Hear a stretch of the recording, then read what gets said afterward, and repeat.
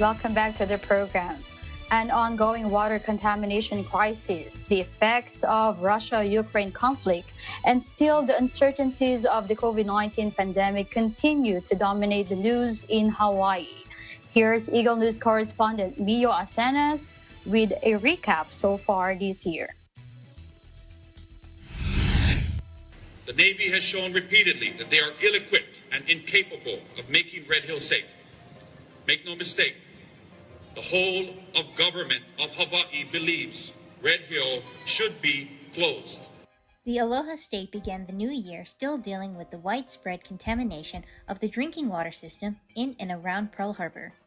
Since November, nearly 100,000 residents had to be relocated and spend their holidays in hotels. In early March, the federal government finally decided to begin shutting down the aging bulk fuel storage at Red Hill, while the Honolulu Board of Water Supply encouraged island residents to begin saving water ahead of a drier summer season.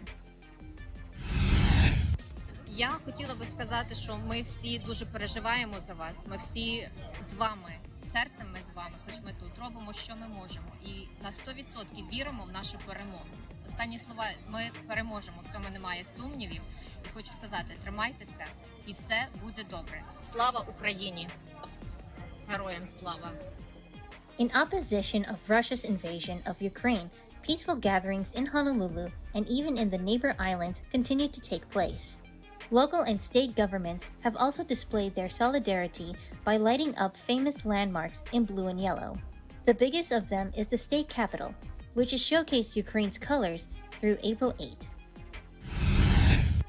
Ever since Hawaii lifted many of the COVID-19 restrictions, visitor arrivals and spending have been trending back to pre-pandemic levels. Visitors last February, for example, spent more than $1 billion compared to less than $400 million in the same period a year ago. Despite the good news, Hawaii's governor remains cautiously optimistic. We've seen previous progress wiped out by a Delta or Omicron variant. I will be ready to reinstitute the mask policy if COVID cases should surge. We are continuing to monitor the global, national, and local situation and will take the actions necessary. Finally, members of the Iglesia Ni Cristo or Church of Christ on Oahu resumed their in-person activities, including a beach cleanup in West Oahu and the North Shore. Officials from Honolulu's Parks and Recreation Department were present to observe the event at Maile Beach Park. They also thanked the church members for taking advantage of the opportunity to hold such a project, just days after the city government lifted restrictions on large-scale gatherings. From Honolulu, Hawaii, I'm Mio Acenas, Eagle News. We live in interesting times.